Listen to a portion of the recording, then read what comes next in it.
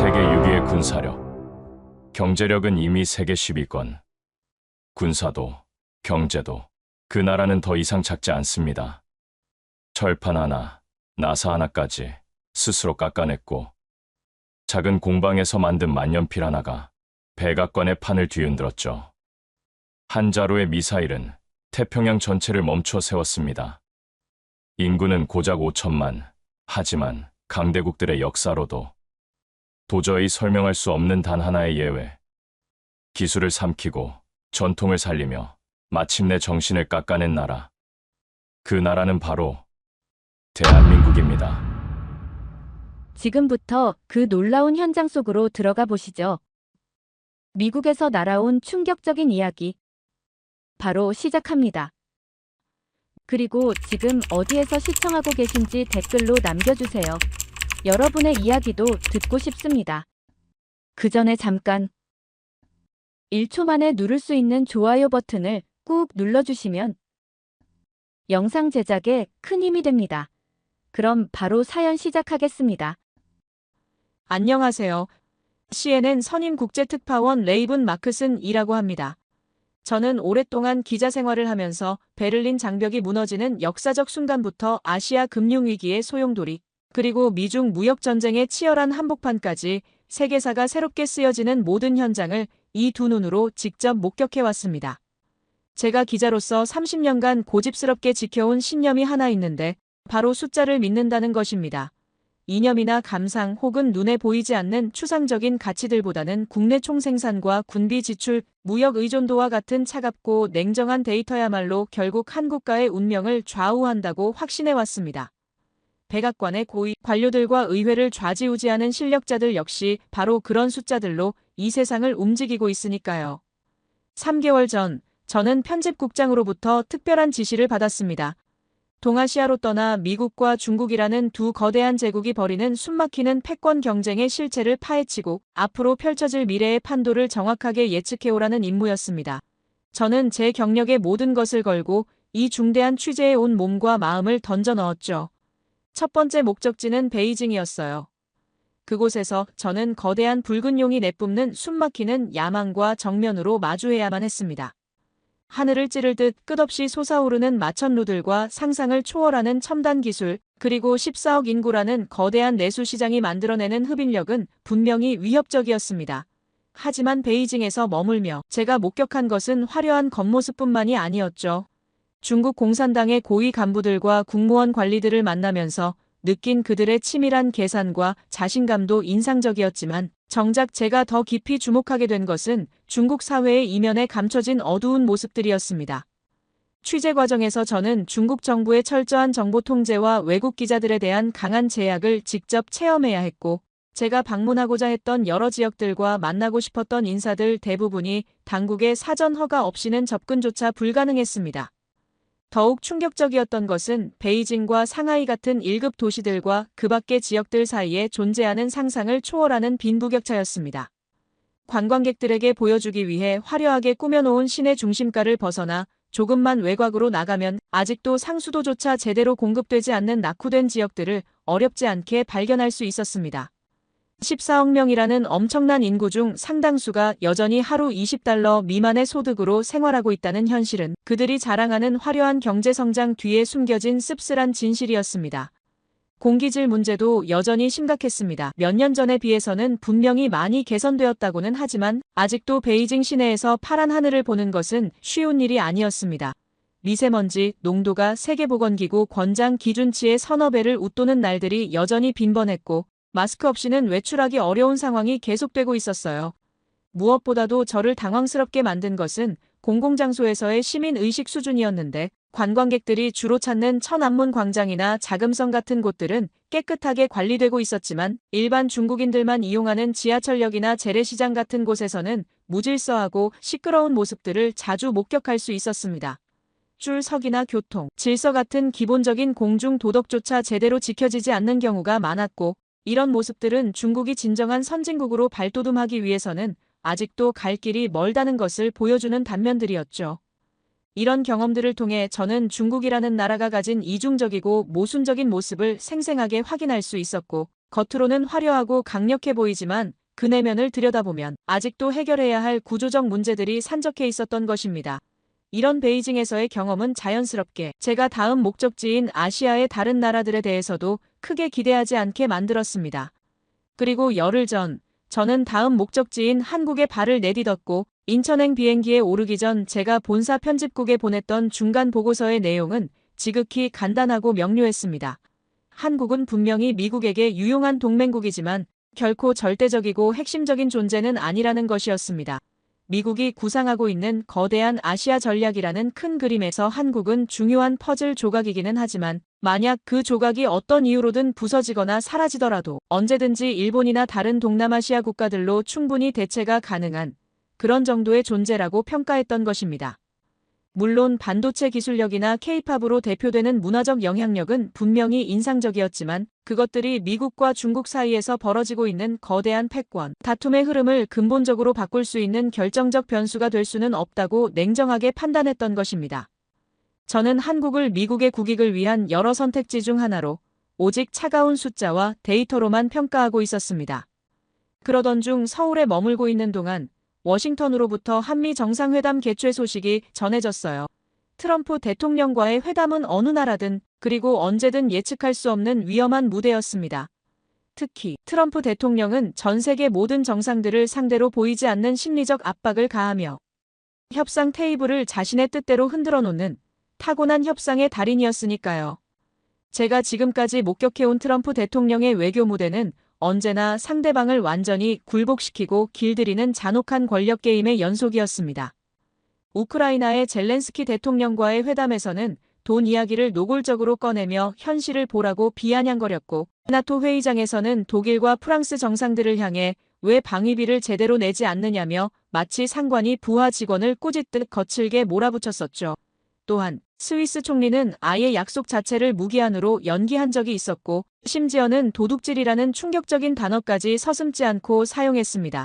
남아프리카 공화국 대통령과의 회담은 일방적으로 취소해버리며 아프리카 여러 지도자들의 백악관 방문 요청도 차갑게 외면했습니다.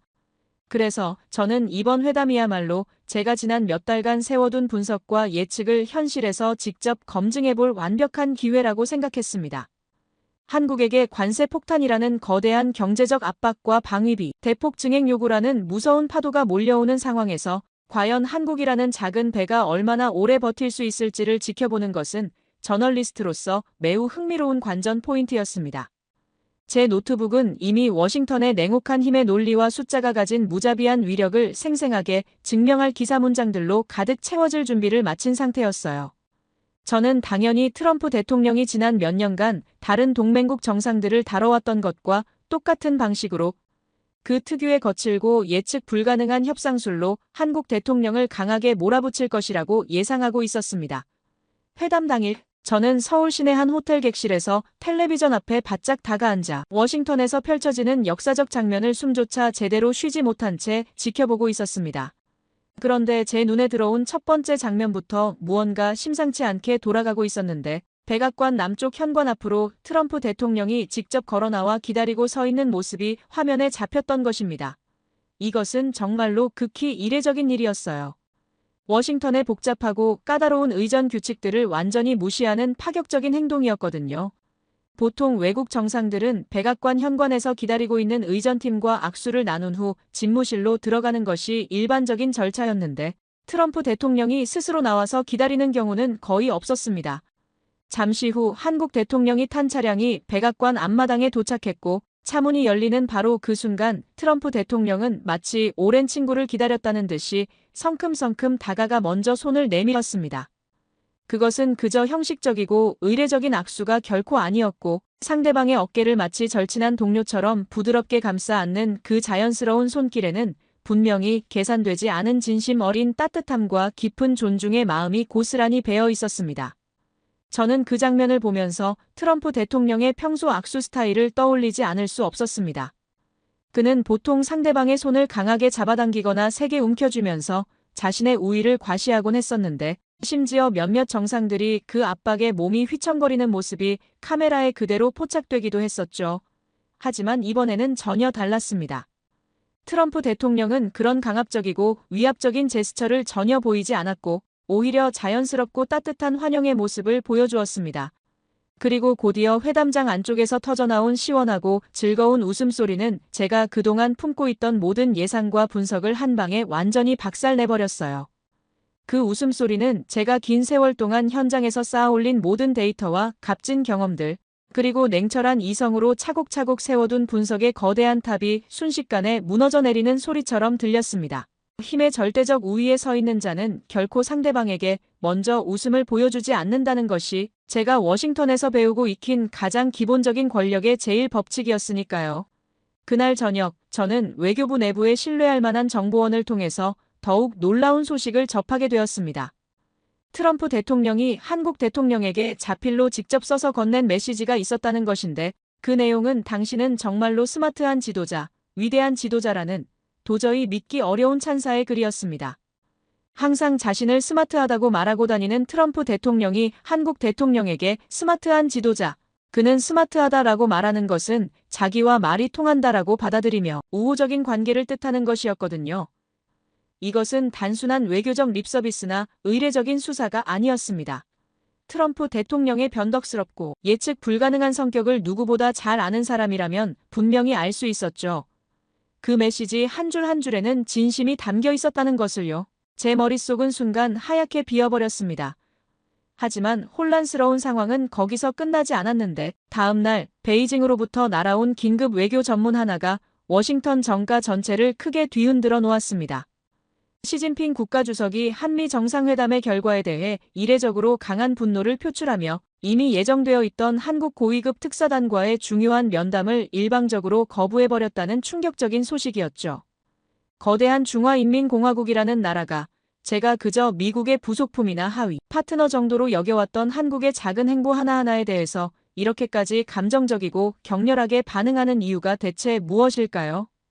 이것은 제가 지금까지 세워둔 모든 가정과 치밀한 분석들이 근본적으로 틀렸다는 것을 보여주는 너무나도 명백하고 충격적인 신호였습니다. 한국은 결코 그저 체스판 위에서 이리저리 움직이는 하찮은 말이 아니었습니다. 미국과 중국이라는 세계 최강의 두 플레이어들조차 긴장하게 만들고 때로는 분노에 떨게 만드는 수천 년의 긴 세월을 굳건히 버텨내며 살아남은 독자적이고 강인한 정신력을 가진 또 다른 진정한 플레이어였지만 이번 한미 정상회담으로 인하여 취재 방향이 단순히 동아시아 지역의 정세를 분석하고 예측하는 수준을 완전히 넘어서서 한국이라는 미지의 복잡한 방정식을 정확히 풀어내는 것으로 그 목적이 완전히 바뀌어 버렸습니다. 저는 이 도무지 계산할 수 없고 예측 불가능한 나라가 숨기고 있는 비밀을, 그 엄청난 힘의 진짜 근원이 무엇인지를 제 두 눈으로 직접 확인하고 밝혀내야만 했습니다. 그 본격적인 조사의 시발점은 트럼프 대통령의 마음을 순식간에 사로잡았다는 뜻밖의 작은 단서로부터 시작되었습니다. 바로 손바닥만한 크기의 만년필 하나였습니다. 정상회담 당시 트럼프 대통령이 그토록 간절히 탐을 내며 갖고 싶어 했다는 그 만년필이 태극 문양과 봉황이 정교하게 새겨진 그 아름다운 필기구가 대체 어디서 만들어진 것인지 궁금했습니다. 제가 수소문을 거듭한 끝에 알아낸 사실은 정말로 놀라웠어요. 그 만년필이 바로 서울의 오래된 공업지대인 영등포구 물레동에 자리한 한 작은 수제 공방에서 장인의 정성어린 손길로 하나하나 만들어졌다는 사실이었습니다. 저는 망설임 없이 그곳으로 향했어요. 솔직히 말씀드리면 처음에는 그다지 큰 기대를 하지 않았습니다. 워싱턴에서 펼쳐지는 고차원적인 외교라는 것은 언제나 거대한 자본력과 보이지 않는 막강한 권력이 만들어내는 힘의 게임이었으니까요. 한 작은 동네 공방에서 만들어진 소박한 물건 하나가 세계 최강국들 사이의 거대한 외교 판도를 실질적으로 바꿀 수 있었다는 사실을 저의 합리적 이성은 쉽사리 받아들이려 하지 않았습니다. 물레동 골목에 처음 발을 내디뎠을 때 저를 맞이한 것은 세월의 무게가 고스란히 묻어난 녹슨 철문들과 각종 공장에서 흘러나오는 진한 기름 냄새가 뒤엉켜 만들어낸 낡고 투박한 풍경이었습니다. 사방에서 들려오는 거대한 철강 공장들의 요란한 기계 소음 속에서 과연 이런 곳에서 백악관의 주인을 한순간에 빠져버리게 만든 명품이 정말로 탄생할 수 있었을까 하는 의구심이 계속 들었어요. 하지만 저는 마침내 제나일이라는 소박한 간판이 걸려있는 그 운명적인 공방을 찾아낼 수 있었고 문을 열고 안으로 들어서는 순간 저는 공방의 관계자를 만나서 귀한 나무를 한 조각 한 조각 정성스럽게 깎아내고 차가운 금속을 뜨겁게 달구어 정교하게 다듬어가며 마치 하나의 작은 만년필 안에 온 우주의 정신을 고스란히 담아내려고 하는 듯한 경이로운 광경을 목격할 수 있었습니다. 그 관계자, 장인은 저에게 만년필이라는 존재가 가지는 깊은 철학에 대해서 차근차근 설명해 주었어요. 그것은 단순히 종이 위에 글자를 써내려가는 평범한 도구가 아니라 그것을 사용하는 사람의 고귀한 정신과 5,000년 한국 역사의 깊은 혼을 고스란히 담아내는 신성한 그릇이라는 것이었죠. 저는 그저 부유한 사람들이나 쓰는 값비싼 사치품 정도로만 생각해왔던 만년필에 그토록 깊고 숭고한 의미가 담겨 있다는 사실에 진심으로 놀랐어요. 장인의 맑고 깊은 눈빛에는 한 점의 흔들림도 없었고 자신이 하고 있는 일에 대한 뜨거운 자부심과 흔들리지 않는 신념으로 가득 차 있었습니다. 바로 그 순간 저는 깨달았어요. 이것이야말로 한국이라는 나라가 가진 진짜 힘의 정체구나. 화려하고 눈부신 첨단 기술이나 천문학적인 규모의 거대한 자본이 아니라 낡고 소박해 보이는 작은 공간에서도 세상에서 가장 훌륭한 것을 반드시 만들어내고야 마는 저 끈질기고 불굴의 장인 정신. 바로 그것이 한국을 끝없이 앞으로 나아가게 만드는 진정한 원동력이었구나. 라는 생각이 들었습니다. 저는 그 조그마한 공방 안에서 제가 그토록 오랫동안 찾아 헤매고 있던 복잡한 방정식의 첫 번째 중요한 해답을 마침내 발견한 것 같은 벅찬 감동을 느꼈어요. 물레동에서 받은 정신적 충격 이후 다음 날 오래간만에 휴식을 취하기 위해 잠시 취재의 무거운 짐을 내려놓고 제 평생의 취미이자 마음의 안식처가 되어주는 박물관으로 발길을 돌렸습니다. 저는 오랫동안 특파원 일을 하며 전 세계 곳곳의 유명한 박물관들을 직접 찾아가 보았어요. 런던의 위풍당당한 대형 박물관, 파리의 화려한 루브르 박물관, 그리고 뉴욕의 거대한 메트로폴리탄 박물관까지 말입니다. 그 박물관들은 하나같이 엄청나게 크고 웅장했습니다. 인류가 쌓아올린 위대한 문명의 유산들로 빈틈없이 가득 차 있었죠. 하지만 그 눈부신 화려함과 웅장함 뒤에 교묘하게 숨겨져 있는 어두운 제국주의의 그림자를 항상 느낄 수밖에 없었습니다. 그 박물관들을 가득 메우고 있는 수많은 진귀한 유물들은 대부분이 힘의 논리와 폭력으로 약소국들로부터 무자비하게 약탈해온 슬픈 전리품들이었으니까요. 그런 이면으로 봤을 때 저는 서울의 국립중앙박물관 역시 다른 서구 열강들의 박물관과 크게 다르지 않을 것이라고 성급하게 지레짐작하고 있었습니다. 하지만 박물관 입구에 발을 내딛는 순간 저는 제가 또다시 크게 틀렸다는 것을 뼈저리게 깨달아야만 했어요. 그곳은 제가 지금까지 알고 있던 세상의 그 어떤 박물관과도 완전히 달랐습니다. 무엇보다 저를 압도한 것은 다른 나라에서 강제로 가져온 약탈 문화재가 단 하나도 없다는 놀라운 사실이었습니다. 거대한 박물관 공간을 가득 채우고 있는 수만 점에 달하는 귀중한 유물들은 모두 예외 없이 수천 년이라는 긴 세월 동안 숱한 외세의 잔혹한 침략과 약탈, 시도 속에서도 이 땅의 사람들이 목숨을 걸고 끈질기게 지켜내고 보존해온 순수한 우리 역사 그 자체였습니다. 저는 순간 온몸에 소름이 쫙 돋는 것을 생생하게 느꼈어요. 이곳은 단순히 과거의 유물들을 진열해 놓은 평범한 전시 공간이 아니었고 수없이 많은 고난과 시련 그리고 절망적인 역경들 속에서도 결코 자신의 정체성을 잃지 않고 꿋꿋하게 버텨낸 한 민족의 위대하고 숭고한 자존감을 온 세상에 당당하게 보여주는 성스러운 공간이었습니다. 더욱 놀라웠던 것은 이토록 엄청나고 값진 박물관의 입장료가 완전히 무료라는 믿기 어려운 사실이었어요.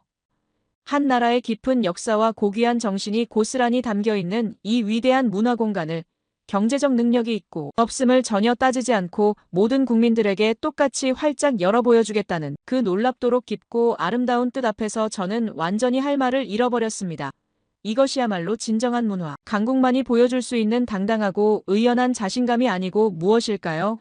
저는 박물관 건물 가장 깊숙한 곳에 마련되어 있다는 사유의 방이라는 신비로운 공간으로 천천히 발걸음을 옮겼습니다. 그곳에서 저는 제 인생을 통틀어서 가장 고요하면서도 동시에 가장 강렬하고 벅찬 영적 체험을 하게 되었어요. 칠흑처럼 짙은 어둠으로 가득한 공간 속에서 오직 두 점의 반가사 유상만이 부드럽고 은은한 조명을 받으며 천년의 세월처럼 고요하게 앉아 계셨습니다. 인간의 모든 희로애락과 번뇌를 완전히 초월한 듯한 그 신비롭고 자비로운 미소 앞에서 저는 제가 그토록 굳건히 맹신해왔던 차가운 데이터와 딱딱한 숫자들이 얼마나 하찮고 부질없는 것인지를 뼈저리게 깨달았습니다. 이 작고 소박한 불상 하나가 뿜어내는 강력하고 숭고한 정신적 힘은 세계 최강대국이 자랑하는 어떤 군사력이나 천문학적인 경제력으로도 결코 재거나 계산할 수 없는 것이었습니다. 저는 그곳에서 한참을 꼼짝도 하지 못한 채 서 있었어요. 그리고 비로소 깨닫게 되었습니다. 한국의 진짜 힘은 눈에 보이는 강철이나 반도체에 있는 것이 아니라 바로 저렇게 수천 년을 굳건히 이어져 온 결코 꺾이지도 빼앗기지도 않는 위대한 정신에 있다는 것을요. 워싱턴으로 돌아가기 전 마지막 일정으로 저는 한국국방과학연구원에서 수십 년간 몸담아온 은퇴한 연구원 최용진 박사와 만날 약속을 잡았습니다. 그는 한국의 국방 전략 전반을 설계하고 구축해온 이 분야의 최고 권위자였어요. 약속 장소에 나타난 최용진 박사는 학자다운 온화한 기품을 지니고 있었지만 그 예리한 눈빛만큼은 수많은 안보 위기를 슬기롭게 헤쳐온 전략가의 날카로움을 그대로 간직하고 있었습니다. 저는 더 이상 돌려 말할 필요가 없다고 생각하며 그에게 단도직입적으로 물었어요. 도대체 한국의 진정한 힘은 어디에서 나오는 것인지, 미국이라는 거대한 우산 아래에서, 그리고 중국과 일본이라는 동아시아의 두 거인들 사이에 끼어 있으면서도 어떻게 해서 지금과 같은 독자적이고 강력한 힘을 갖게 되었는지 궁금하다고 말했습니다. 최용진 박사는 한참 동안 창밖의 서울 하늘을 조용히 바라보더니 저에게 아주 오래전에 있었던 흥미진진한 이야기를 들려주기 시작했습니다. 바로 냉전이 막을 내리고 소비에트 연방이 역사 속으로 완전히 사라져버리던 그 혼돈과 격변의 시절에 시작되었던 불곰 사업이라는 이름의 놀라운 프로젝트였습니다. 당시 한국은 붕괴 직전에 러시아에게 빌려준 막대한 규모의 차관을 제대로 돌려받지 못할 심각한 경제적 위기에 직면해 있었다고 합니다.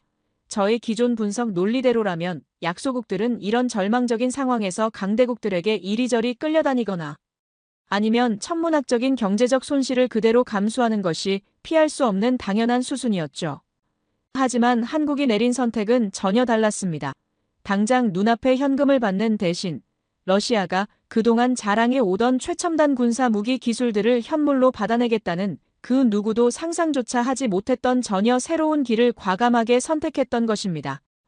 저는 그 말을 듣는 순간 마치 거대한 망치로 뒤통수를 한 대 얻어맞은 듯한 엄청난 충격을 받았어요. 그것은 단순히 위기 상황을 기회로 바꾸어낸 임기응변이나 순발력의 차원이 아니었습니다. 당장의 작은 이익보다는 먼 미래의 국가적 생존을 위한 핵심 기술을 선택한 상상을 초월할 정도로 치밀하고 장기적인 국가 대전략이었던 것입니다. 최용진 박사의 상세한 설명은 계속 이어졌습니다. 그렇게 해서 한국 땅에 들어온 러시아의 최신의 주력 전차 T-80, 한국에 도착하자마자 곧바로 완전히 분해되기 시작했다고 합니다. 한국의 뛰어난 엔지니어들과 기술자들은 밤낮을 가리지 않고 그 복잡하고 정교한 기계 덩어리를 한 부분씩 차례대로 해체해 나가면서 작은 볼트 하나부터 정밀한 전자부품 하나하나에 이르기까지 그 안에 숨겨져 있는 소중한 기술의 핵심과 정수를 마치 목마른 스펀지처럼 빨아들였다고 합니다. 그 처절하고 집요한 노력의 모습은 물레동 공방에서 만났던 그 장인이 귀한 나무를 한 조각씩 정성스럽게 깎아내며 완벽한 만년필을 만들어가던 그 숭고한 장면과 정확히 일치하는 것이었습니다. 바로 하나의 명확한 목표를 향해 자신의 모든 것을 아낌없이 쏟아붓는 그 집요하고 끈질긴 장인 정신이었고, 그런 피나는 노력과 연구의 놀라운 결과물이 바로 지금 전 세계에서 최강의 주력 전차로 평가받고 있는 K2 흑표 전차라는 설명을 들었을 때 저는 더 이상 아무 말도 할 수 없었습니다. 하지만 놀라운 이야기는 거기서 끝나지 않았는데, 러시아가 자랑하던 지대공 미사일의 핵심 기술들은 한국형 방공 시스템이라고 불리는 천공 미사일로 완전히 새롭게 재탄생했고, 강력한 탄도미사일 기술은 이제 중국과 일본의 심장부까지도 직접 겨냥할 수 있는 무서운 괴물, 현무 미사일 시리즈의 든든한 기술적 기반이 되었다고 합니다.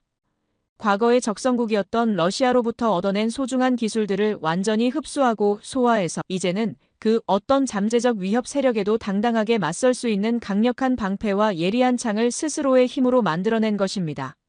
저는 그때서야 비로소 모든 퍼즐이 맞춰지는 것을 느꼈습니다.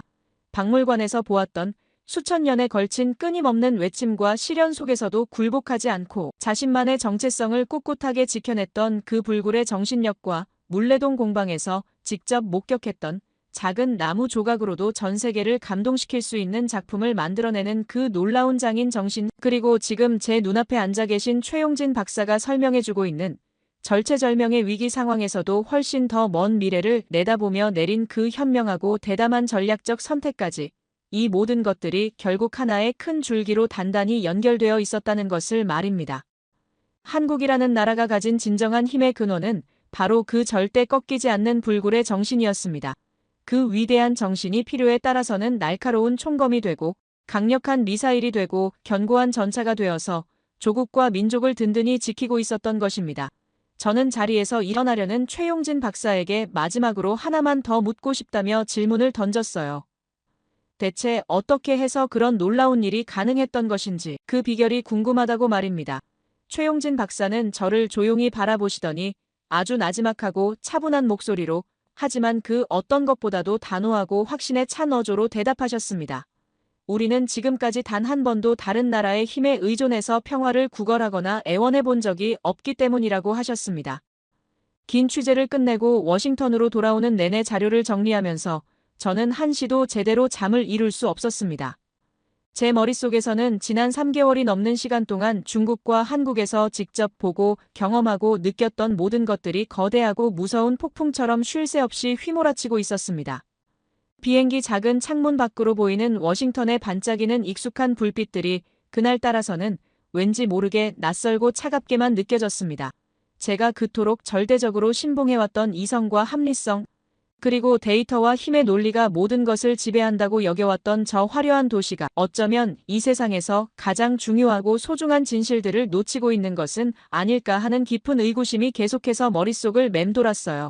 워싱턴 도착 후 며칠 뒤 사무실로 돌아온 저는 제가 서울로 떠나기 전에 미리 작성해 두었던 칼럼 초안을 다시 열어보았습니다. 그 안에는 한국의 지정학적 한계점들과 구조적인 경제 취약성에 대한 저의 냉소적이고 비판적인 분석들이 빼곡히 채워져 있었어요. 저는 아무 말 없이 그 파일을 영원히 삭제해버렸습니다. 그리고 저의 지독하고 뿌리 깊은 오만과 편견을 완전히 박살내기 위해서 마지막 장소로 발길을 돌렸습니다. 바로 국방부 직속의 극비 워게임 시뮬레이션 센터였습니다. 그곳은 미국의 국가적 이익에 위협이 될 수 있는 모든 가상의 시나리오들을 첨단 컴퓨터로 실행해보고 그 결과를 정밀하게 예측하고 분석하는 곳입니다. 저는 그곳의 책임자에게 하나의 특별한 시나리오를 요청했습니다. 바로 중국이 대만을 무력으로 침공할 경우 미군의 직접적인 개입 없이 한국이 독자적으로 중국에 맞서 대응한다면 어떤 결과가 나올 것인가 하는, 워싱턴에서는 그 누구도 상상조차 해본 적이 없는 파격적인 시나리오였습니다. 센터 책임자는 저를 정신 나간 사람이라도 보는 듯한 표정으로 바라보았지만 결국에는 제 간절한 요청을 들어주었습니다. 저는 한국에서 직접 확인하고 수집한 모든 정확한 데이터들을 하나하나 시뮬레이터에 입력하기 시작했습니다. 미국 정보기관들이 그동안 의도적으로 축소하고 과소평가해왔던 현무 미사일의 실제 사거리와 엄청난 파괴력, 동해와 서해를 철통같이 지키고 있는 한국 해군 이지스 함들의 실제 전투력, 그리고 세계 최고 수준으로 평가받는 천공 방공망이 만들어내는 촘촘하고 완벽한 방어막까지 모든 변수들을 현실에 정확히 맞게 하나하나 수정해 나갔습니다.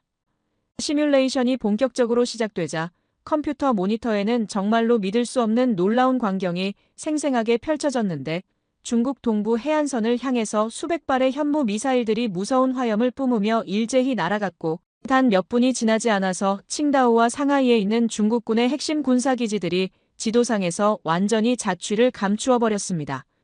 중국이 자랑하던 강력한 상륙 함대는 항구를 떠나기도 전에 이미 괴멸 상태가 되어버렸고, 하늘을 가득 메웠던 중국 공군의 최신의 전투기들은 천공 미사일이 만들어낸 거대하고 무자비한 요격지대 안에서 흔적도 없이 사라져버렸습니다. 최종 결과는 충격 그 자체였어요. 한국은 홀로 중국의 전쟁 수행 능력을 완전히 마비시킬 수 있다는 결론이 나온 것입니다. 저는 모니터 앞에 그대로 주저앉고 말았습니다. 이것이야말로 트럼프 대통령이 그토록 밝게 웃었고 시진핑 주석이 그토록 격하게 분노했던 진짜 이유였던 것입니다. 한국은 더 이상 미국의 보호와 우산에 의존해서 살아가는 약하고 의존적인 동맹국이 아니었습니다. 미국과 중국이라는 두 초강대국의 치열한 패권 다툼 한복판에서도 오직 자신만의 힘으로 당당히 생존해 나가고, 나아가서는 동아시아 전체의 판도를 근본적으로 뒤흔들 수 있는 막강한 제3의 플레이어였던 것입니다. 저는 사무실로 돌아와서 하얀 컴퓨터 모니터 앞에 조용히 앉았습니다. 그리고 제 기자 인생을 통틀어서 가장 중요하고 의미 있는 마지막 칼럼을 쓰기 시작했죠. 저는 이렇게 썼습니다. 우리는 지금까지 이 복잡한 세상을 단순히 국내 총생산에 군사비 지출을 더한 낡고 1차원적인 방정식으로만 이해하려고 해왔다. 하지만 한국은 우리에게 완전히 새로운 차원의 방정식을 명확하게 보여주었다. 그것은 바로 수천 년을 굳건히 지켜내고 이어온 찬란한 역사에 끈질기고 불굴의 장인 정신을 더하고 거기에 생존을 향한 처절하고 간절한 의지를 곱한 값이다. 이 새로운 방정식이 만들어내는 최종 답안은 그 어떤 최첨단 슈퍼컴퓨터로도 계산하거나 예측할 수 없는 것입니다. 이제 미국은 중대한 기로에서 선택해야만 합니다. 이토록 위대하고 고귀한 정신을 가진 나라를 계속해서 거대한 체스판 위에서 이리저리 움직이는 하찮은 말로 취급할 것인가? 아니면 함께 밝은 미래를 열어갈 진정한 동등한 파트너로서 진심으로 존중할 것인가 하는 문제 말입니다. 바로 이 역사적 선택에 미국의 장래가 달려있다고 저는 확신합니다. 이 솔직하고 진실한 칼럼이 세상에 공개되면 저는 아마도 워싱턴에서 수많은 거센 비난과 따가운 질책을 받게 될지도 모르겠습니다. 하지만 전혀 두렵지 않습니다. 저는 서울에서 차가운 숫자를 훨씬 뛰어넘는 뜨거운 진실을 똑똑히 보았으니까요. 부디 제가 전해드린 이 이야기가 한국이라는 위대한 나라가 간직하고 있는 놀라운 힘의 근원을 이해하는 데 작은 도움이라도 되었으면 좋겠습니다. 그리고 한국 민족이 걸어온 수천 년의 자랑스럽고 위대한 역사가 앞으로도 영원토록 찬란하게 빛나기를 진심으로 바랍니다. 제 이야기를 끝까지 들어주셔서 정말 감사합니다. 모두 안녕히 계세요. 오늘의 사연 어떻게 들으셨나요? 작은 만년필 하나, 낡은 공방 하나, 오래된 정신 하나. 그게 단순한 물건이나 기술의 문제가 아니라 어떤 나라가 어떤 마음으로 버텨왔는지를 보여주는 것 같았고 말로는 설명하기 어려운 단단함, 보이지 않는 뿌리 같은 것들이 생각보다 깊고 강하게 느껴졌습니다. 그리고 그 조용한 강함이 어쩌면 지금 우리가 살아가는 세상에서 가장 무서운 힘인지도 모르겠다는 생각이 드네요. 끝까지 들어보면 이 이야기는 단순히 강대국 대 강소국의 대결이 아니라 누가 끝까지 자신을 지켜낼 수 있는가에 대한 이야기 같기도 해요. 그래서 결국 이 이야기가 아직 끝난 건 아닐지도 모르겠습니다. 지금 이 순간에도 어딘가에서 그 다음 장이 써지고 있을 테니까요. 여러분의 생각은 어떠신가요? 아래 댓글에 남겨주세요. 이건 정말 충격적입니다. 미국과 일본이라는 두 강대국 사이에서 잊혔던 진실을 향해 나아간 우리의 문화유산이 마침내 가치를 인정받는 순간과 초강대국의 정치적 이해 속에서 사라질 뻔한 역사의 조각이 글로벌 무대에서 빛을 드러내기 시작했습니다. 전 세계가 주목하는 우리 민족의 위대한 자산, 그 놀라운 현장 속으로 들어가 보시죠. 미국에서 날아온 충격적인 이야기 지금 시작합니다. 그리고 어디에서 듣고 계신지 아래 댓글에 나눠주세요. 그 전에 잠깐 1초 만에 누를 수 있는 좋아요 버튼을 꾹 눌러주시면 영상 제작에 큰 힘이 됩니다. 그럼 바로 사연 시작하겠습니다. 안녕하세요. 저는 스탠퍼드 대학교 언어학과 교수 엘리 마크스라고 합니다. 대학에서는 주로 인도, 유럽 언어와 문자 시스템이 문맹 퇴치에 미치는 영향을 연구했고, 특히 알파벳과 같은 표음 문자가 얼마나 효율적으로 문맹을 줄일 수 있는지에 깊은 관심을 가져왔어요. 그러던 중 그 과정에서 저는 제 학문적 여정에서 가장 충격적인 진실과 마주하게 되었습니다. 지금 생각해보면 아시아 언어를 연구할 때마다 중국어와 일본어만 집중했던 제 좁은 시야가 부끄러울 따름입니다. 당시 저에게 한국어는 그저 아시아 언어 연구의 부록 정도로만 여겨졌으니까요. 글로벌 영향력이 있는 언어라면 중국어와 일본어가 첫 번째로 떠올랐고 한국어는 늘 뒷전이었습니다. 아시아에서 실질적 힘을 가진 문자라면 한자를 먼저 떠올렸고 그 다음이 가나였어요. 그런 제 인식이 완전히 뒤집힌 건 의회 도서관에서 일하는 친구 헤더 나타샤 덕분이었는데 어느 날 헤더가 저에게 연락해서 이건 꼭 봐야 한다며 목소리가 들떠 있었습니다. 의회 도서관 깊숙한 서고에서 발견한 미군정 시절 비밀 보고서라는데 처음엔 그저 오래된 문서 하나 더 발견한 것이려니 했어요. 하지만 그 보고서를 받아든 순간 온몸에 소름이 돋았는데요. 미국 정부가 제2차 세계대전 이후 한국에 진출했을 때 작성한 언어 정책 관련 보고서였는데 믿기 힘든 내용이 있었습니다. 보고서는 명확히 기록하고 있었습니다. 한글이 문맹 퇴치의 가장 효율적인 문자 시스템이라고요. 세계 어떤 문자보다 배우기 쉽고 논리적이며 초격차 기술이라는 듯한 표현들이 즐비했습니다. 처음엔 이게 뭔가 잘못된 정보가 아닐까 의심스러웠어요. 왜냐하면 제가 교수로 있는 동안 단 한 번도 이런 내용을 들어본 적이 없었으니까요. 만약 한글이 정말 그렇게 뛰어난 문자라면 왜 우리 같은 언어학자들 사이에서 좀 더 주목받지 못했을까요? 왜 언어학 교과서에는 이런 내용이 없었을까요? 그 보고서를 읽으며 점점 마음이 불편해졌습니다. 혹시 우리 서구학자들이 우리만의 편협한 시각으로 세계 언어를 바라보고 있었던 건 아닐까 하는 생각이 들었습니다. 그동안 알파벳이 가장 진보된 문자 체계라고 자신했던 제 확신이 흔들리기 시작했어요. 더 놀라웠던 건 보고서의 내용이 단순한 주장이 아니고 탄탄한 근거와 통계를 바탕으로 했다는 점이었습니다. 한글을 배운 사람들의 문해율이 다른 어떤 문자 시스템보다 빠르게 향상되었다는 데이터가 있었어요. 그리고 그 효과는 나이나 배경에 상관없이 일관되게 나타났다고 합니다. 이 보고서가 왜 지금까지 묻혀 있었는지 파헤쳐 봐야겠다는 생각이 들었어요. 그리고 이 연구가 왜 주류 언어학계에서 제대로 다뤄지지 않았는지도요. 정말 이 모든 게 사실이라면 우리는 그동안 너무 중요한 것을 놓치고 있었던 걸까요? 미국이라는 선진국 세계를 이끄는 나라의 학자로서 제가 눈앞에 진실을 보지 못했다는 사실이 쉽게 받아들여지지 않았습니다. 헤더에게 이 자료를 더 깊이 연구해보겠다고 약속했어요. 물론 처음에는 반신반의했습니다. 이건 뭔가 오류가 있거나 과장된 보고서일 가능성도 있으니까요. 하지만 언어학자로서의 호기심이 발동했습니다. 만약 이 내용이 사실이라면 우리 언어학계는 너무 큰 실수를 하고 있었을지도 모르니 세밀하게 연구할 계획을 가졌어요. 그렇게 저는 한국어와 한글이라는 새로운 연구 대상을 마주하게 되었습니다. 지금까지 별로 관심도 없던 이 문자에 이렇게 흥미를 느끼게 될 줄은 몰랐어요.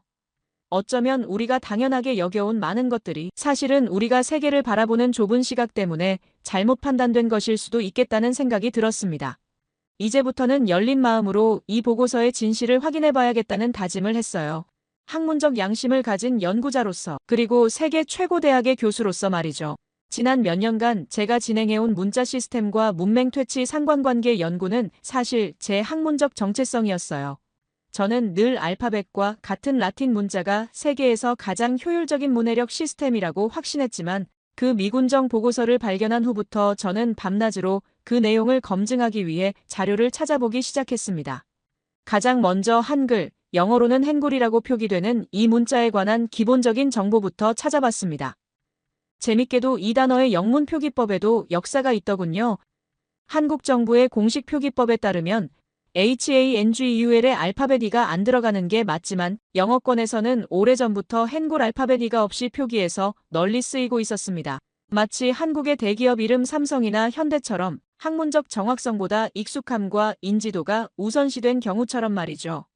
이렇게 한글에 대해 알아볼수록 점점 더 의문이 깊어졌는데요.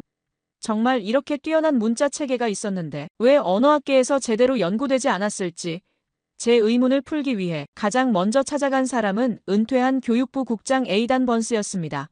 에이단은 예전에 아시아 교육 정책을 담당했던 인물로 미국의 교육 외교에 상당한 영향력을 행사했던 사람이었습니다. 에이단의 사무실은 워싱턴 외곽의 조용한 주택가에 있었어요. 수십 년간 모아온 각종 자료들이 벽면을 가득 채우고 있었고 책상 위에는 언어 관련 논문들이 산더미처럼 쌓여 있었습니다. 제가 찾아온 이유를 설명하자 에이단의 표정이 복잡해졌어요. 처음에는 망설이는 듯 했지만 이내 깊은 한숨을 내쉬며 이야기를 시작했습니다. 에이단은 자신도 한때 한글에 깊은 관심을 가졌다고 말했어요. 실제로 한글이 문맹 퇴치에 놀라운 효과가 있다는 사실을 알게 되었을 때 미국의 교육 방식에도 이를 응용할 수 있지 않을까 생각했다고 합니다. 하지만 당시 학계와 정책 기반자들 사이에서 이런 의견은 무시당했다고 했어요. 너무 지역적인 이야기라는 이유로 또는 미국의 영향력 확장에 도움이 되지 않는다는 이유로요. 에이단은 서류 상자 하나를 꺼내 저에게 건넸습니다. 그 안에는 한글의 역사와 구조에 관한 다양한 자료들이 들어있었고 한글은 세종대왕이라는 조선의 왕이 백성들을 위해 만든 문자라고 설명하면서 저는 그 순간 문자가 단순한 기호의 집합이 아니라는 사실을 처음으로 깨달았어요. 영어나 라틴 알파벳처럼 오랜 시간에 걸쳐 자연스럽게 형성된 것이 아니라 놀랍게도 한글은 실제로 설계된 문자였습니다. 소리를 낼 때 사람의 입과 혀, 목구멍이 어떤 모양이 되는지를 관찰해서 자음의 모양이 만들어졌다고 들었을 때 너무 신기했어요. 모음은 하늘, 땅, 사람을 상징하는 세 가지 요소로 구성되었다고 하더라고요. 그 단순하면서도 철학적인 구조에 진심으로 감탄했습니다. 이 문자는 그저 아름답고 과학적인 것에 그치지 않았어요. 세종대왕께서는 백성들이 어렵지 않게 글을 익히고 자신의 생각과 감정을 표현할 수 있도록 이 문자를 만들었다고 하셨습니다. 누구나 쉽게 배울 수 있도록 고안된 문자라는 점에서 저는 한글이 단순한 문자 체계를 넘어서 공감의 결정체라고 느꼈어요. 또한 세계 대부분의 문자가 자연스럽게 진화한 것과 달리 한글은 철저히 계획되고 설계된 것이었죠. 이러한 사실이 저를 가장 놀라게 했어요. 자료를 읽어보니 한글 창제의 목적에 대해서도 다양한 견해가 있었는데요. 일부는 세종대왕이 순전히 백성들을 위해 만들었다고 주장하는 반면 또 다른 의견은 통치체제 강화를 위한 목적도 있었다고 설명했습니다. 양반이라 불리던 당시 지배층에게도 한글이 유용했다는 기록이 있었지만 여러 증거를 종합해보면 한글의 가장 큰 목적은 글을 모르는 일반 백성들에게 문자를 보급하기 위함이었다고 합니다. 특히 눈에 띄었던 것은 일본 언어학자 노마 히데키의 연구였는데 노마 히데키는 한글의 글자 모양이 극도로 단순하게 설계된 이유가 붓과 종이 같은 고급 필기구를 사령편이 안 되는 평민들도 쉽게 사용할 수 있게 하기 위함이라고 분석했습니다. 당시로서는 매우 급진적인 발상이었습니다. 노마 히데키는 심지어 훈민정음은 어리석은 백성이 모래 위에 나뭇가지로 낙서하듯 그리기에 어려움이 없는 모습을 하고 있다고까지 표현했어요. 이런 자료들을 읽으면서 점점 더 의문이 커졌습니다. 왜 이렇게 혁신적인 문자 시스템이 서구 학계에서 제대로 평가받지 못했을까요? A단에게 이 질문을 던졌을 때 A단은 쓰게 웃으며 대답했습니다. 사실 그가 한때 스탠퍼드를 포함한 여러 유명 대학의 교수 회의에 이 연구 결과를 회람했지만 대부분 냉소적인 반응이었다고 합니다. 많은 교수들이 그건 특수 사례일 뿐이라거나 문자라는 건 효율성 외에도 문화적 품격이 중요하다며 무시했다고 했습니다. 이 말을 들으니 왠지 모르게 가슴이 답답해졌어요. 저 역시 비슷한 생각을 한 적이 있었기에 아시아 문자는 흥미롭긴 하지만 실용적이지 않다는 편견을 가지고 있었습니다. 문득 우리 서구학자들이 얼마나 자기중심적인 시각으로 세계를 바라보고 있었는지 돌아보게 되었어요. A단은 한 가지 제안을 했는데 정말 한글에 대해 알고 싶다면 직접 한국인 학자들을 만나보라고 했습니다. 책과 보고서만으로는 알 수 없는 문화적 맥락이 있을 거라고 했어요. 또한 조만간 언어학과에서 중요한 세미나가 있을 거라며 그곳에서 많은 정보를 얻을 수 있을 거라고 했습니다. A단의 사무실을 나오면서 마음속에 복잡한 감정이 일었는데 지금까지의 제 연구가 얼마나 편향되어 있었는지 그리고 그런 편향성이 어떻게 학문적 시야를 좁혔는지 깨닫게 되었어요. 동시에 한글이라는 새로운 연구 대상에 대한 기대감도 커졌습니다. 이런 중요한 문자 체계를 제대로 연구한다면 문맹 퇴치에 관한 제 연구도 한층 더 깊어질 수 있을 것 같았죠. 이제 저는 더 많은 자료를 찾아보고 한글의 진정한 가치와 그것이 세계에서 잘 알려지지 않은 이유를 밝혀내기로 결심했습니다. 만약 제가 이 연구를 통해 새로운 시각을 제시할 수 있다면 그것은 미국과 같은 선진국의 학자로서 세계 지식 발전에 기여하는 중요한 일이 될 것입니다. 이제 저는 다음 단계로 나아갈 준비가 되었어요. A단과의 만남 이후 저는 얼마 지나지 않아 스탠퍼드 대학교에서 열리는 동아시아 언어학 세미나에 참석하게 되었습니다. 그 자리에는 다양한 국적의 학자들이 모여 있었는데 특히 도쿄대학교에서 온 미우라 교수가 눈에 띄었습니다. 미우라 교수는 동아시아 문자 연구의 권위자로 알려진 인물이었어요. 세미나가 시작되고 각자 연구 주제를 발표하는 시간이 되자 저는 용기를 내어 최근 발견한 미군정 보고서와 한글의 효율성에 관한 제 의견을 간략히 소개했습니다. 사실 이 자리에서 다른 전문가들의 의견을 듣고 싶었기 때문이었어요. 하지만 제 발표가 끝나자마자 미우라 교수가 손을 들고 날카롭게 질문했습니다. 미우라 교수는 한글의 기원에 대해 전혀 다른 주장을 펼쳤는데 현대 한글은 사실 일본이 다듬고 보급한 것이라는 충격적인 주장이었습니다. 일제강점기에 일본이 조선인들을 위해 문자 체계를 정비하고 교육했다는 것이었고 심지어 이를 뒷받침하는 자료까지 준비해와서 보여주었습니다. 일본에서 발간된 조선어 교재와 몇몇 역사적 문서들이었어요. 순간 강의실 내 분위기가 무거워졌습니다. 저는 A단에게서 들은 이야기와 너무 달라 당황스러웠고 머릿속이 복잡해졌습니다. 도대체 무엇이 사실인지 혼란스러웠는데 더 놀라운 것은 세미나에 참석한 여러 서구학자들이 미우라 교수의 주장에 고개를 끄덕이며 수긍하는 모습이었어요. 미우라 교수는 계속해서 한글 맞춤법 통일안이 일본 학자들의 연구를 바탕으로 만들어졌다고 주장했고, 오구라 신페이라는 일본 학자의 업적을 강조하면서 현대 한글 체계는 사실상 일본의 공로라고 말했습니다. 저는 무언가 이상하다고 느꼈지만 이 분야의 전문가가 아닌 제가 감히 반박할 수 없었어요. 세미나가 끝난 후 저는 도서관으로 달려가 미우라 교수의 주장을 확인해 보기로 했습니다. 다양한 역사 자료와 논문들을 찾아보는데 몇 시간의 조사 끝에 놀라운 사실을 발견한 것들을 보니 미우라 교수의 주장과는 정반대의 증거들이 쏟아져 나왔어요. 실제 역사 기록을 보니 일제강점기 동안 일본은 한글 사용을 제한하고 문맹 퇴치 운동을 적극적으로 탄압했다는 사실이 드러났습니다. 일본의 조선 교육령은 점차 조선어 교육을 축소했고 결국에는 완전히 폐지했으며 해방 직전인 1944년의 조선인 문맹률은 무려 70%에 달했다는 역사적 내용이 나와 있었습니다. 어떤 지역은 80%가 넘는 곳도 많았어요. 이는 미우라 교수의 주장과 완전히 모순되는 사실이었습니다. 더 충격적인 것은 오히려 한글 연구를 주도한 조선어 학회 구성원들이 일본 총독부에 의해 탄압받았다는 기록이었는데 한글 맞춤법 통일안을 연구하던 조선어 학회 사건이라는 큰 사건도 있었으며 일본 총독부는 한글 상용화 연구가 독립을 위한 내란죄라는 논리로 학자들을 탄압했던 것입니다. 이런 사실들을 발견하면서 저는 깊은 실망감에 빠졌어요. 왜 미우라 교수 같은 저명한 학자가 이런 왜곡된 주장을 하는 것일까요? 이런 혼란 속에서 제 마음속에 의문이 생겼습니다. 과연 학문이란 것이 진실 추구만을 위한 것인지 아니면 다른 정치적인 목적이나 권력에 의해 왜곡될 수 있는 것인지에 대한 근본적인 의문이었습니다. 다음 날 아침, 저는 학문적 기반의 근거로 미우라 교수에게 이메일을 보냈습니다. 제가 찾은 역사적 자료들을 첨부하며 어떻게 이런 모순된 주장을 할 수 있는지 정중하게 물었고 몇 시간 후 미우라 교수의 답장이 왔어요. 그 내용은 간단했습니다. 공개 토론을 제안한다는 것이었습니다. 다음 주 언어학 세미나에서 한글의 기원과 발전에 관한 공개 토론을 하자고 했어요. 이 소식이 학과 내에 퍼지자 많은 교수들이 관심을 보였습니다.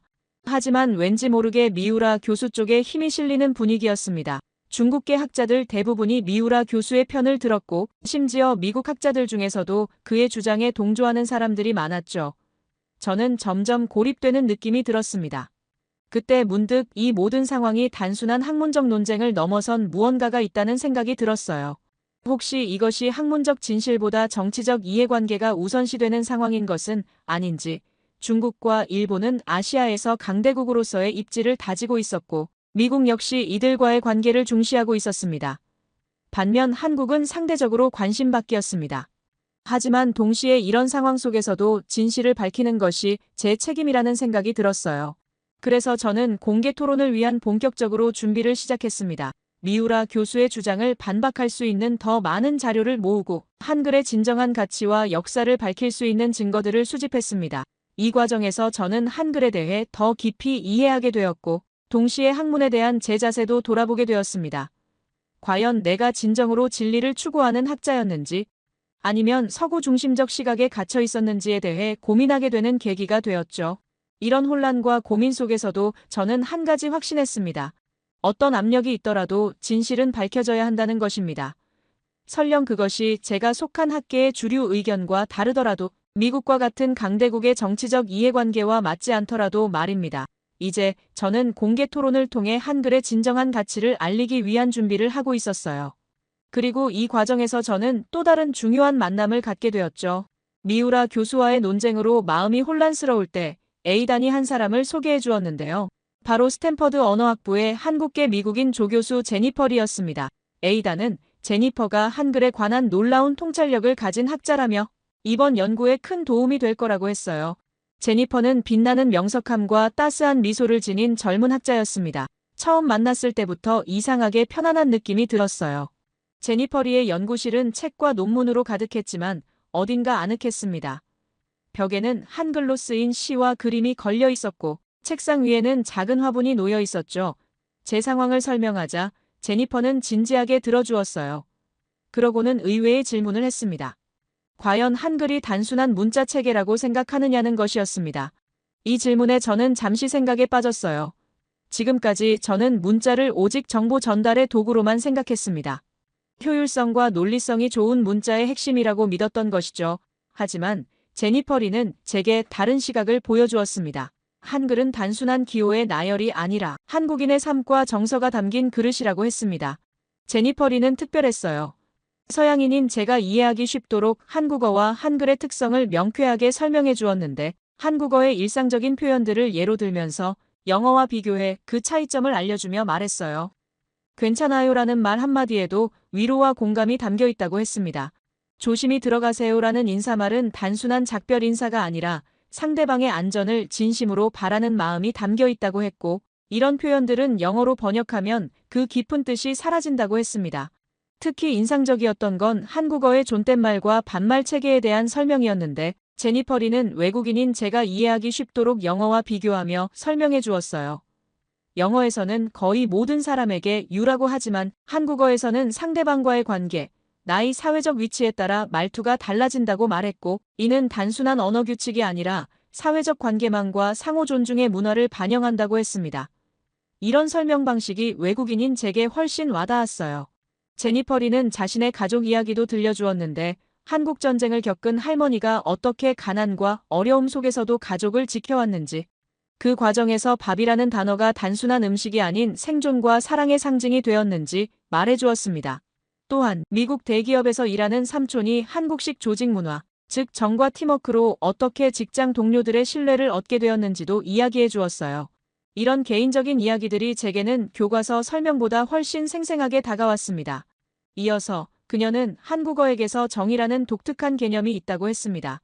제니퍼 리는 이 개념을 외국인인 제가 이해할 수 있도록 영어로 비슷한 개념들과 비교하며 설명해 주었습니다. 정은 사람과 사람 사이에 형성되는 깊은 유대감과 따뜻함을 의미하는데, 이 감정은 한국 문화의 핵심이자 언어 표현의 바탕이 된다고 했습니다. 제가 외국인으로서 이 개념을 이해하기 힘들어하자 제니퍼 리는 한 가지 제안을 했어요. 연구실에 있는 자료들을 함께 살펴보자고 했습니다. 제니퍼 리가 보여준 자료들 중에는 세종대왕이 한글을 창제한 진짜 목적에 관한 문서들이 있었는데, 세종대왕은 단순히 문맹률을 낮추기 위해 한글을 만든 것이 아니라 백성들의 목소리를 듣고 그들의 삶을 이해하기 위해 만들었다는 내용이었습니다. 한글은 처음부터 사람과 사람을 연결하는 도구로 설계되었다는 것이었죠. 제니퍼 리는 이런 역사적 배경을 서양의 문자 발전사와 비교하며 설명해줘서 훨씬 이해하기 쉬웠습니다. 또한 제니퍼 리는 한글의 과학적 우수성뿐만 아니라 예술적 아름다움도 보여주었는데, 한글 서예 작품들과 현대 디자인에 활용된 한글의 심미적 가치를 설명해 주었습니다. 특히 한글의 자음과 모음이 사람의 발음 기관을 본떠 만들어졌다는 사실이 놀라웠고, 이는 한글이 인간의 육체적 특성을 반영한 문자라는 증거였어요. 제니퍼 리는 이런 개념을 제가 쉽게 이해할 수 있도록 알파벳과 비교하며 설명해 주었는데, 그 방식이 정말 명쾌하고 와닿았습니다. 가장 깊은 인상을 받은 것은 한글 낮자의 조합 원리에 관한 설명이었는데, 한글은 자음과 모음을 조합하여 하나의 음절을 만들고 그 음절들이 모여 단어를 이루는 구조입니다. 제니퍼 리는 이를 서양 철학 개념과 비교하면서 단순한 효율성을 넘어 우주의 조화와 균형을 반영한다고 했습니다. 천지인 삼재의 철학적 원리가 문자 체계에 녹아있다는 것이었습니다. 이런 설명은 서양학자인 제가 이해하기 쉽게 풀어주어서 훨씬 와닿았어요. 시간이 흐르면서 저는 점점 한글이 단순한 기호 체계가 아니라는 것을 이해하게 되었습니다. 한글은 한국인의 사고방식, 생활방식, 가치관을 담고 있는 그릇이었어요. 그것은 효율성만을 위한 도구가 아니라 사람의 마음을 담는 그릇이었던 것입니다. 제니퍼 리의 마지막 말이 가슴에 깊이 남았습니다. 한글은 문자가 아니었어요. 사람의 마음이었어요. 이 한마디가 제 학문적 시각을 완전히 바꿔놓았고, 지금까지 저는 언어를 단지 의사소통의 도구로 바라봤지만, 이제는 언어가 그 이상의 것, 즉 문화와 정서, 역사와 철학이 담긴 살아있는 유기체라는 것을 깨닫게 되었어요. 이 깨달음은 제 연구 방향에도 큰 영향을 미쳤습니다. 이제는 단순히 문맹 퇴치의 효율성만이 아니라 문자가 사람들의 삶과 마음에 어떤 영향을 미치는지 고려해야 한다는 것을 알게 되었어요. 언어는 단순한 도구가 아니라 인간 존재의 핵심적인 부분이었던 것입니다. 에이단이 제니퍼 리를 소개해준 것은 제 학문적 여정에서 가장 큰 전환점이 되었고, 제니퍼 리와의 대화를 마치고 연구실을 나오면서 저는 이전과는 완전히 다른 사람이 된 것 같은 느낌이 들었습니다. 머릿속이 복잡하지만 동시에 새로운 통찰로 가득 찼으며 미우라 교수와의 공개 토론이 이제 단순한 학문적 논쟁을 넘어 언어와 문화, 그리고 인간에 대한 더 깊은 이해를 위한 여정이 되리라는 생각이 들었습니다. 이제 저는 한글의 진정한 가치를 세상에 알릴 준비가 되었어요. 제니퍼 리와 함께 연구를 진행하면서 미우라 교수와의 토론 준비도 차근차근 해나갔습니다. 토론 날짜가 다가올수록 긴장감은 높아졌어요. 그리고 드디어 그날이 왔습니다.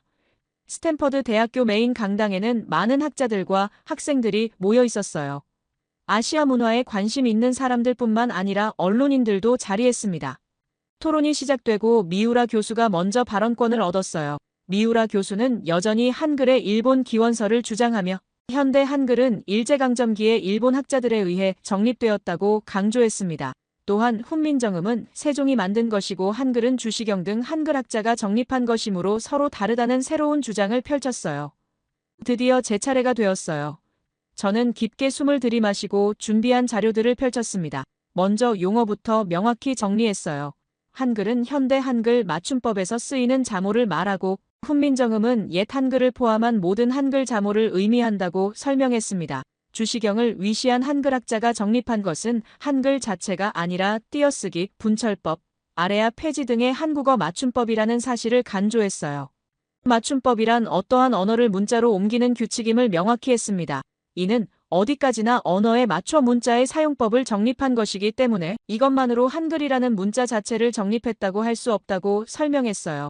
외형적으로도 훈민정음과 현대 한글은 거의 같다는 사실을 보여주었습니다. 몇몇 글자는 원래 곡선적 모습이 없는 완벽한 좌우 대칭 문자였고 일부 획을 쓰는 방식이 현재와 조금 달랐을 뿐이라고 덧붙였어요. 고어 문헌을 해석하기 어렵다는 이유로 훈민정음과 한글이 다르다고 주장하는 것은 문자와 언어를 혼동하는 오류라고 지적했습니다. 마치 한글로 I am a boy를 쓰고 영어를 하나도 모르는 사람에게 이 의미를 해석시켰는데 못 해석하니 이건 한글이 아니다 라고 주장하는 것과 같다고 비유했어요. 청중 사이에서 공감의 숨소리들이 들렸습니다. 현대 맞춤법과 맞춤법의 현대 한글은 주시경 등이 정립한 것으로서 이는 언어적인 측면이며 문자 자체를 정립한 것이 아니라고 강조했어요. 따라서 한글은 엄연히 세종대왕이 정립한 문자체계라는 점을 명확히 했습니다. 이어서 일제강점기 동안 일본이 한글 보급을 도왔다는 미우라 교수의 주장에 대해서도 반박했어요. 역사적 기록으로 오히려 일본 총독부가 한글 사용을 제한하고 문맹퇴치운동을 탄압했음을 증명했습니다. 해방 직전인 1944년에 조선인 문맹률이 70%에 달했다는 사실과 조선어 학회 사건을 통해 일본이 한글 연구자들을 탄압했다는 증거를 제시했어요. 토론은 2시간 넘게 이어졌습니다. 제가 준비한 역사적 증거들과 논리적 분석 앞에서 미우라 교수의 주장은 설득력을 잃어갔어요. 마지막으로 한글의 언어학적 가치를 넘어선 문화적, 인간적 가치에 대해 이야기했습니다. 한글은 단순한 문자가 아니라 사람들의 삶과 마음을 담는 그릇이라는 점을 강조했어요. 토론이 끝나고 많은 학자들이 제 발표에 감명받았다고 말해주었습니다. 미우라 교수를 지지했던 몇몇 교수들도 한글에 대해 새롭게 생각해보겠다고 했어요. 이것은 단순한 학문적 승리를 넘어 진실을 향한 중요한 한 걸음이었습니다. 제니퍼 리와 함께 큰 기쁨을 나누었어요. 우리의 연구가 많은 사람들에게 영향을 미치기 시작했다는 사실이 감격스러웠습니다.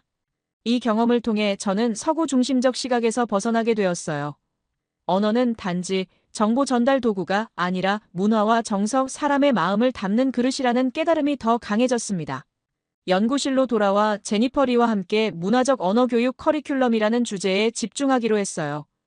이는 언어를 배울 때 그 언어에 담긴 문화와 정서까지 함께 이해하는 방식의 교육이었습니다. 서구 학계가 얼마나 좁은 시각으로 세계의 언어와 문화를 바라보고 있었는지 깨닫게 되었어요. 우리의 눈이 좁았던 거조라는 말이 제 마음속에 깊이 새겨졌습니다. 다음 단계로 국제언어학회에서 우리의 연구 결과를 발표하기로 했어요. 한글을 통해 배운 교훈은 제 학문적 여정뿐만 아니라 인생 전체에 큰 영향을 미쳤습니다. 이제 저는 더 넓은 시각으로 세상을 바라보는 법을 배웠어요. 국제언어학회에서의 발표는 큰 성공을 거두었습니다. 많은 학자들이 한글의 가치와 그것이 주는 교훈에 관심을 보였어요. 특히 서구 중심적 시각에서 벗어나 다양한 문화와 언어의 가치를 인정해야 한다는 제 메시지에 많은 공감을 얻었습니다. 그 발표를 계기로 여러 대학에서 강연 요청이 쇄도했어요. 지금 저는 스탠퍼드 대학교에서 다문화 언어학이라는 새로운 강좌를 개설했습니다. 이 강좌에서는 한글을 비롯한 비서구권 문자 체계의 가치와 철학을 가르치고 있어요. 학생들의 반응이 놀랍도록 뜨겁습니다. 그들도 저처럼 새로운 시각으로 세계의 언어와 문화를 바라보기 시작했어요. 하지만 이것은 시작에 불과합니다. 제 앞으로의 계획은 한글에 대해 더 깊이 공부하는 것이에요. 특히 한글의 철학적 원리와 그것이 한국 문화와 역사에 미친 영향에 대해 더 알고 싶습니다. 그래서 곧 한국을 방문할 계획을 세우고 있어요. 직접 한국에 가서 학문적 연구를 더 깊이 하고 역사적 유적지들을 방문하며 한글의 진정한 가치를 체험하고 싶습니다. 제니퍼 리는 이미 한국의 여러 대학과 연구 협력을 추진하고 있어요. 우리는 함께 문화적 언어 교육이라는 새로운 패러다임을 세계에 알리기 위해 노력하고 있습니다. 이것은 단순한 학문적 연구를 넘어 세계의 다양한 문화와 언어를 존중하고 이해하는 방식의 교육이에요. 제가 한글을 통해 배운 가장 중요한 교훈은 우리의 시야를 넓히는 것의 중요성입니다.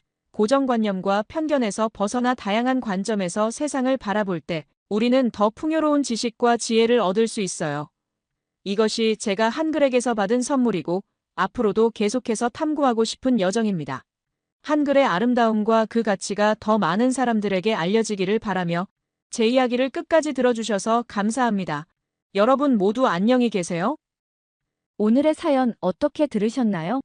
한 언어학자가 우연히 발견한 자료를 통해 알게 된 한글의 가치, 그리고 이를 세계에 알리기 위한 여정이 참 인상적이었습니다.